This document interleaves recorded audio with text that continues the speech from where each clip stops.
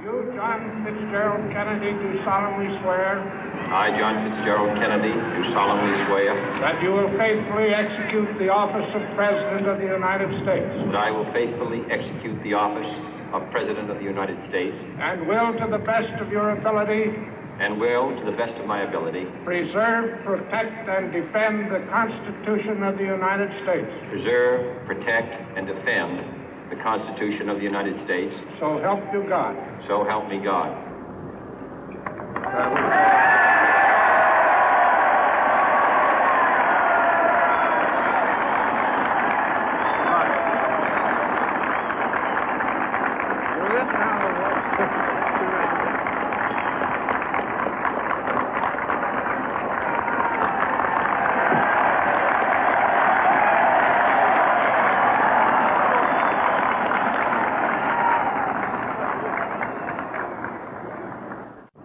Vice President Johnson, Mr. Speaker, Mr. Chief Justice, President Eisenhower, Vice President Nixon, President Truman, Reverend clergy, fellow citizens.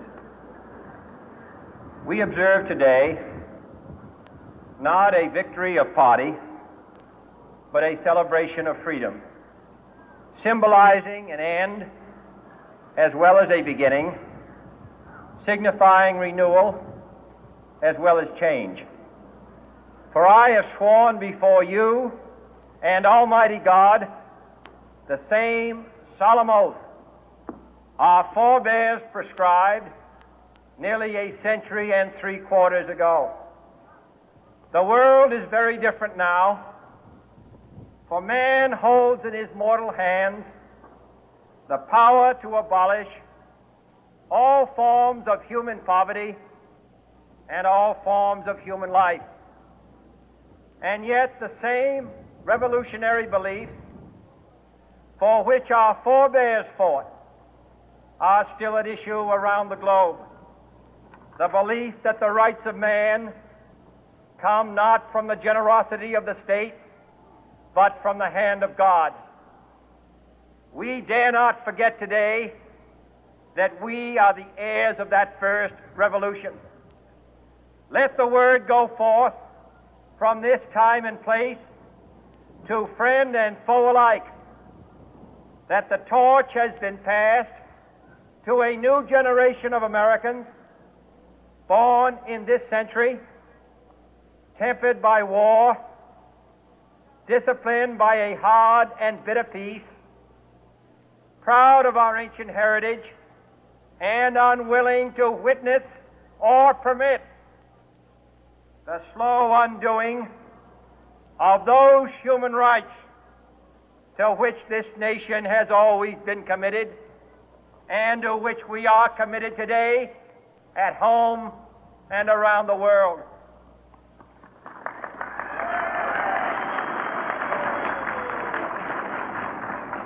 Let every nation know, whether it wishes us well or ill, that we shall pay any price, bear any burden, meet any hardship, support any friend, oppose any foe to assure the survival and the success of liberty.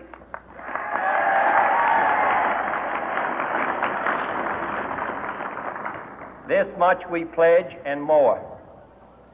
To those old allies whose cultural and spiritual origins we share, we pledge the loyalty of faithful friends.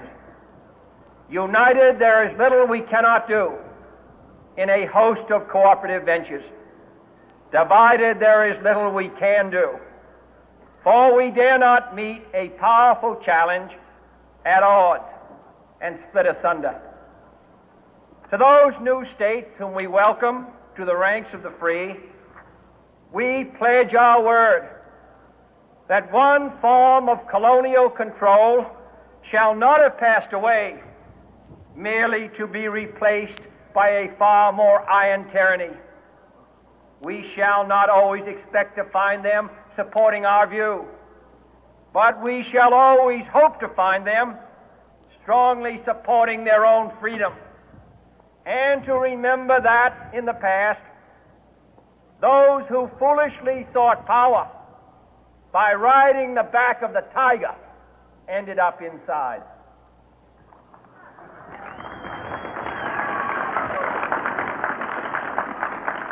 To those people in the huts and villages of half the globe struggling to break the bonds of mass misery, we pledge our best efforts to help them help themselves for whatever period is required, not because the communists may be doing it, not because we seek their votes, but because it is right. If a free society cannot help the many who are poor, it cannot save the few who are rich.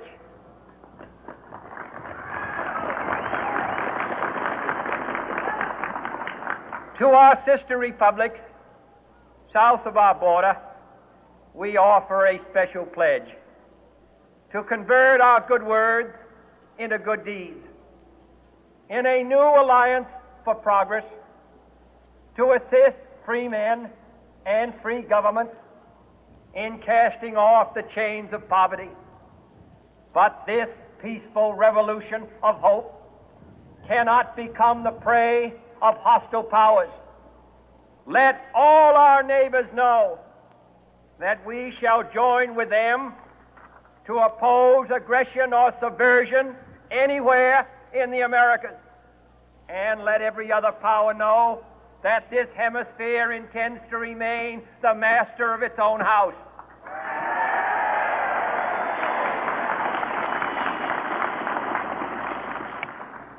To that World Assembly of Sovereign States, the United Nations, our last best hope, in an age where the instruments of war have far outpaced the instruments of peace, we renew our pledge of support to prevent it from becoming merely a forum for invective, to strengthen its shield of the new and the weak, and to enlarge the area in which its writ may run.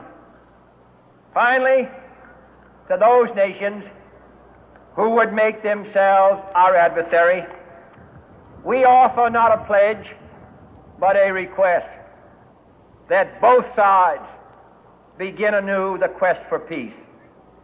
Before the dark powers of destruction, unleashed by science, engulf all humanity in planned or accidental self-destruction, we dare not tempt them with weakness, for only when our arms are sufficient beyond doubt can we be certain beyond doubt that they will never be employed. But neither can two great and powerful groups of nations take comfort from our present course, both sides overburdened by the cost of modern weapons, both rightly alarmed by the steady spread of the deadly atom, yet both racing to alter that uncertain balance of terror that stays the hand of mankind's final war. So let us begin anew, remembering on both sides that civility is not a sign of weakness, and sincerity is always subject to proof. Let us never negotiate out of fear, but let us never fear to negotiate.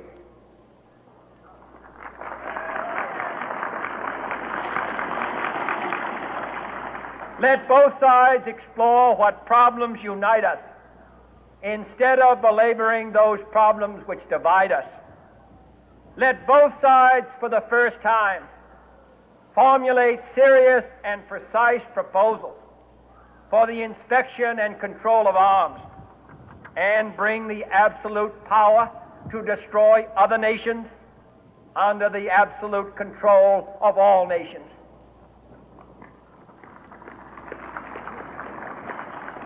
Let both sides seek to invoke the wonders of science instead of its terrors. Together, let us explore the stars, conquer the deserts, eradicate disease, tap the ocean depth, and encourage the arts and commerce.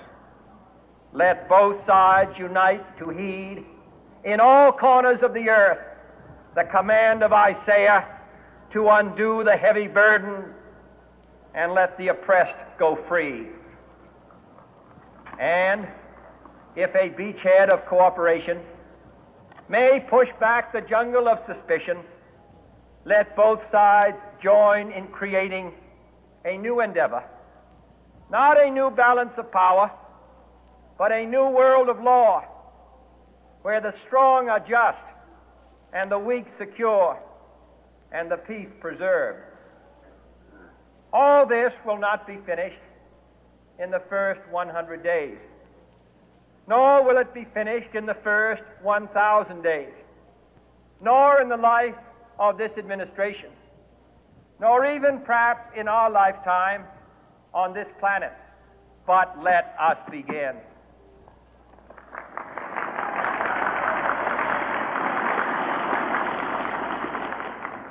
In your hands, my fellow citizens, more than mine, will rest the final success or failure of our course. Since this country was founded, each generation of Americans has been summoned to give testimony to its national loyalty. The graves of young Americans who answered the call to service surround the globe. Now the trumpet summons us again, not as a call to bear arms, though arms we need, not as a call to battle, though in battle we are, but a call to bear the burden of a long twilight struggle, year in and year out.